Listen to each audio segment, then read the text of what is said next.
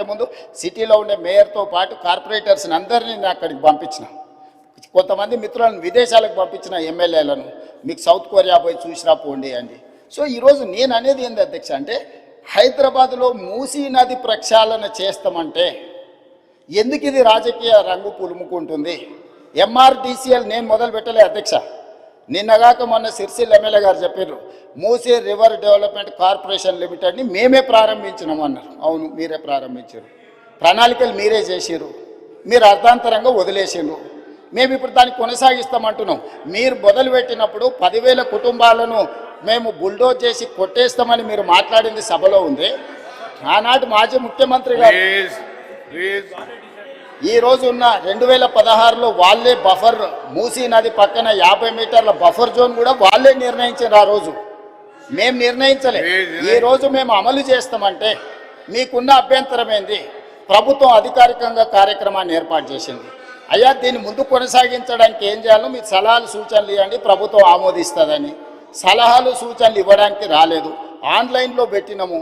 ఆన్లైన్లో పెట్టినప్పుడు దాన్ని చూసి ఏం సలహాలు ఇస్తారో ఇవ్వండి. ఆపాలనే ఆలోచన తప్ప మీరు ఏ సూచన అయినా చేయండి. ఈరోజు మూసీ నది ప్రక్షాళన అత్యవసరము. నల్గొండ జిల్లా ప్రజల్ని ఒకసారి గుర్తు చేసుకుంటే ఎవ్వరు కూడా దీన్ని ఆపే ప్రయత్నం చేయరు.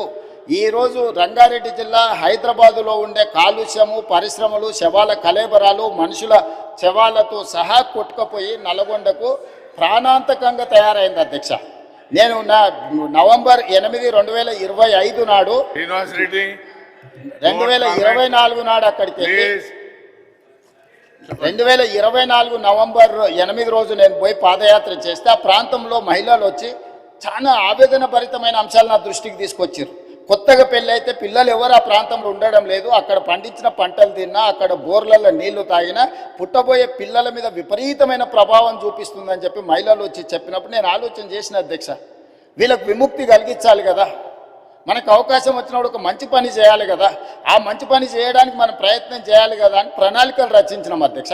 ఆ ప్రణాళికలలో మీరు అందరు చదువుకున్నోలే కదా, ఆడ డాక్టర్లు ఉన్నారు, మేధావులు ఉన్నారు, చాలా సంవత్సరాలు ప్రజల కోసం పనిచేసిన అని చెప్పుకునే వాళ్ళు ఉన్నారు. మీరు చదవండి, డాక్యుమెంట్లో మీరు సజెషన్ ఇవ్వండి.